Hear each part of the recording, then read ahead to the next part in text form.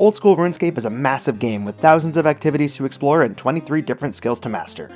In this series, I want to answer one question. Is it possible to max an account without repeating any skilling methods?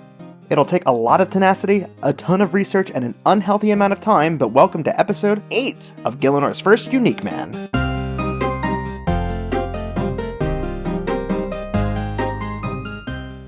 Before we get started, I want to make a couple announcements. Firstly, I want to apologize for this video taking so long to release and for it being a little shorter than average. If I'm frank, there's been a lot going on in my personal life and around the world that's been making it hard to find that creative spark. Like I said back in episode 2 though, I have no intention of dropping this series, it's just too damn fun to make. I'd also like to take a moment to remind everyone that if you're going through similar struggles right now, you are absolutely not alone, and that those feelings will not last forever.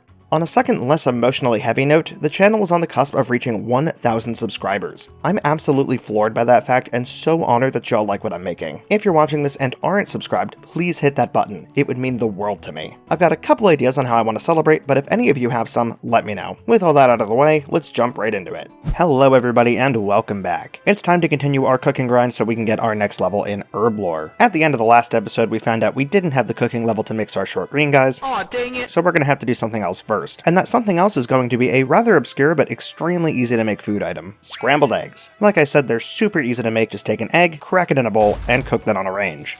It also gives a whopping 50 cooking experience, which is crazy considering some of the other methods we've used. This should take no time at all. Why do I say these things? Fortunately, I have some eggs in the bank to fix this up real quick. And there's level 20 cooking. Now we can go mix those drinks. Yeah, I figured that was gonna happen. Since we had to do this for a different level than I anticipated, I just don't have the materials. That means it's time to go all the way back to the Gnome Stronghold. 2 more short green guys later and we have achieved 21 cooking. We're gonna need to mix 2 more drinks before we're done with this grind, so I'm gonna grab those materials now while I wait for home teleport to be off cooldown. Next up, we'll be making pots of cream. Once again, a very simple process. Take the milk to a churner and turn it into cream.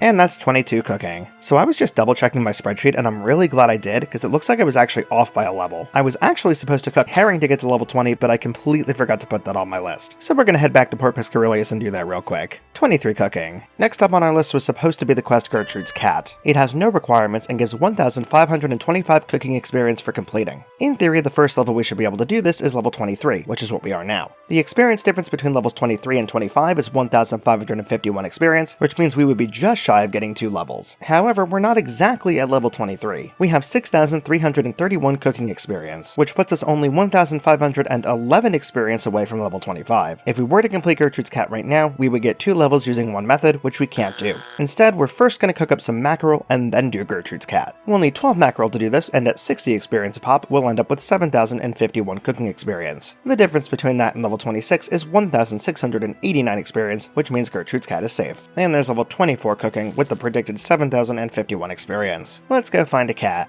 I've got no idea why anybody would want to do this, but it turns out you can actually season the sardine without even starting the quest. From what I can tell, there's no use for this item outside of the quest, so it's a little useless fun fact. Ooh, nice, first try. I'm used to this taking forever. And in the quest, and there's level 25 cooking. Now's a good time to explain a general principle I'll be trying to follow on this account. When we do something like a quest that gives us a bunch of experience at once, we try to do it as early as possible. This is for 2 reasons. The first is that these quests aren't always going to give enough experience to get a full level. Let's take Gertrude's Cat for example. We've already seen that the earliest I could do it is level 23, but there is also a point in the not too far future where that experience isn't enough to get me a full level. In fact, the last time I would have been able to use Gertrude's Cat would have been going from level 28 to 29. After that, the difference in levels is just too big. Because of that, it's generally best to get these quests done as soon as possible. The second reason we do this is to minimize the amount of experience we need to get the level after the quest. The purpose for this is not necessarily obvious, so again, let's look at the example we're dealing with right now. Cooking has a lot of different methods, some really good ones, F***ing delicious, and some that are not so good. That is f***ing disgusting. In that second camp, we have things like Nettle Water, a level 20 recipe that gives us a whopping 1 experience. Using a method like this outside of the first 15 levels or so would take a crazy amount of time, but considering that we need 98 unique methods, we don't want to exclude something as easy as picking up nettles and putting them in water. This is where that minimal amount of experience between levels comes into play. At the moment, we only need 164 experience to get to the next level. With some extremely complex mathematics, we can find out that that'll take us 164 Nettle Waters.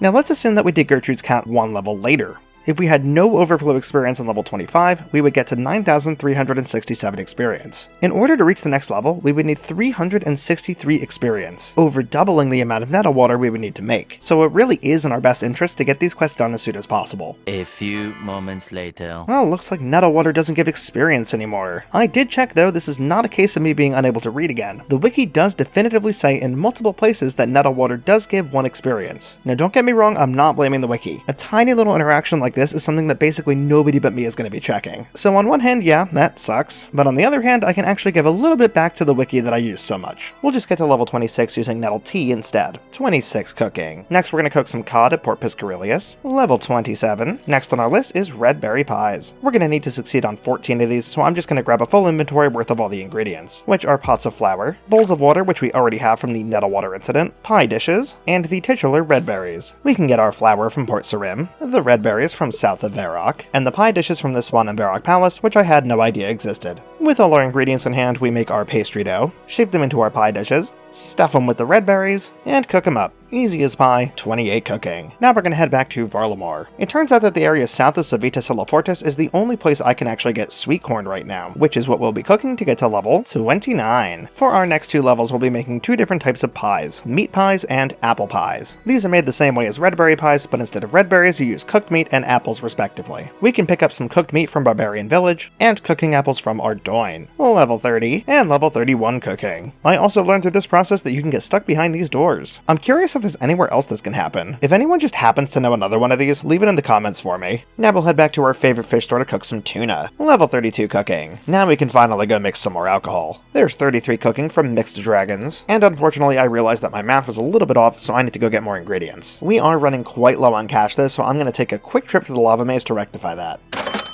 And there's 34 from Mixed Saturdays. For level 35, we'll be making another set of pies. This time it'll be the savory garden pie. These pies have 3 ingredients to their fillings, being tomatoes, onions, and cabbages. We can pick up some free tomatoes from Aggie's house in Draenor, the cabbages from the field west of Draenor, and the onions from Fred the farmer north of Lumbridge. Now we put all the pieces together, then head down to the range and hope we don't burn all of them. 35 cooking.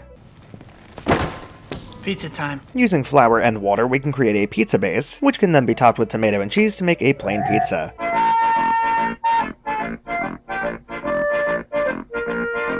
And we finally reach 36 cooking. I think it's about time to explain why I needed to get here to get to level 10 Herblore. Here's a quick quiz for you. Can anybody tell me the name of this NPC? Tell you what, I'll give you 3 hints. Hint number 1, these are not regular imps. Hint number 2, these NPCs can only be found in 1 location in the entire game. Hint number 3, that location has 28 of them.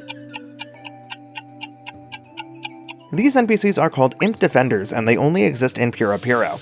I don't fault anyone for forgetting these guys exist because they don't do anything. They kinda just aimlessly walk around the wheat maze. But it turns out that these guys are actually supposed to serve a purpose. Their intended purpose is to attempt to release jarred implings when you're near them. If they're successful, the impling is released and the jar is thrown a few spaces away. Now, I'd be willing to bet that not a single person who's watching this video has ever had that happen to them, but I promise that this behavior is in the game and Jagex even acknowledges it. So if it is there, why do we never experience it?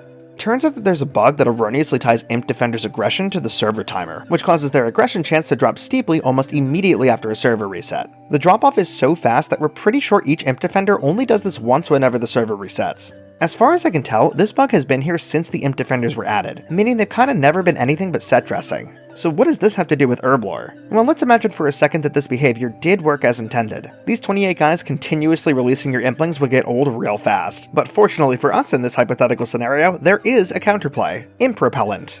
This undrinkable potion is meant to, as the name suggests, repel imps. And if any of you know that this exists, you probably know it because you can buy it from Alnock Inquisitor. However, you can also make it yourself. At level 3 Herblore, you unlock the ability to make this nearly useless item. And not only does it basically serve no purpose whatsoever, but it also only gives you 5 experience.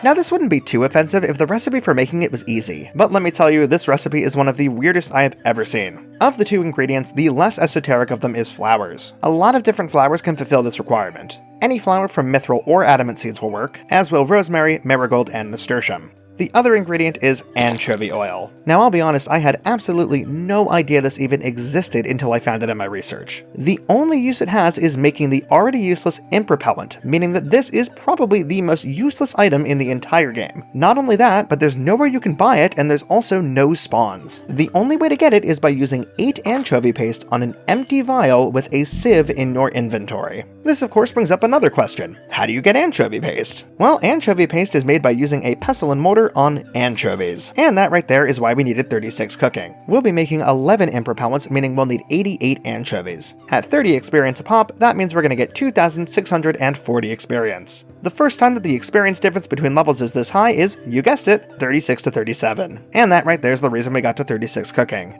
With that mystery solved, we're going to have to call it a day. If you enjoyed this episode, please hit that subscribe button so we can make it to the big 1,000. And before we go, I want to give a massive thank you to all my supporters on Ko-fi and Twitch. Miss Moss, Rosharon, Zoriaz, Big Mac 1987, Picardy 985, Okifer, Mousy Looks at You, Catsy Games, Breadgun 1, Char Char Shark, Baileyless, Lix, Maruber, Philicus 1, Dimurf 32, Beakle, and Synthesai. And as always, I hope everyone has a wonderful rest of your day, a fantastic rest of your week, and I will see you all next time.